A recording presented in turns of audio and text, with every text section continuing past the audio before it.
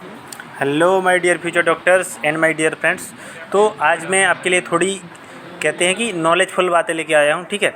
और ये हमारे कॉलेज में ही एलटी में ही एक फंक्शन हो रहा है, ठीक है। यह आप कह लीजिए कि थोड़ा नॉलेज दिया जा रहा है। वर्ल्ड हेपेटाइटिस डे का ये ओकेसन था, ठीक है। और वर्ल्ड हेपेटाइटिस डे है वो था 28 जुलाई को, ठीक है। तो उसके उपलक्ष्य में हमारे कॉलेज में कुछ बताया जा रहा है। तो अब मैं आपके साथ थोड़ा सा मैंने सोचा आपके साथ भी नॉलेज शेयर कर दूं, ठीक है। तो हेपेटाइटिस जो होता है, हेपेटाइटिस 5 प्रकार का होता है। Hepatitis A, B, C, D, E, ठीक है। जिनमें से कि जो हेपेटाइटिस बी होता है वो नॉन क्यूरेबल होता है, ठीक है। तो इसलिए ये अगर एक बार हो गया आपको हेपेटाइटिस बी तो समझ लीजिए कि आपकी पूरी लाइफ ये तो चाहे आप कितना भी ट्रीटमेंट करवा लीजिए सही नहीं होगा, ठीक है।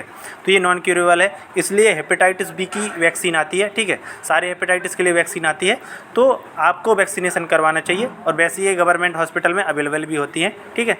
तो आप करवा सकें तो अच्छी बात है।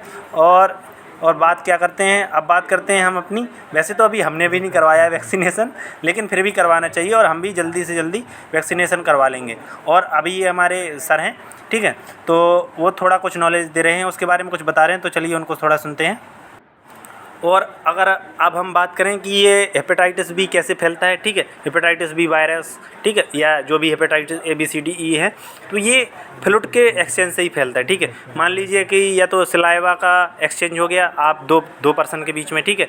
या फिर ब्लड ट्रांसफ्यूजन करवाते हैं, जब जैसे कि कोई बीमार होता है, ब्लड चढ़वाते हैं, एनीमिया हो जाता है, तो इस कंडीशन में भी हो जाता है। फिर इसके बाद चलिए अब जो लास्ट मोमेंट है, ये लास्ट मोमेंट है कि ये फ़ोटो सेशन चल रहा है एक तरीके से, जिसमें कि आप सभी जानते हैं कि सभी लोग उतावले होते हैं कि काश हम भी न्यूज़पेपर में हमारी भी फ़ोटो आए।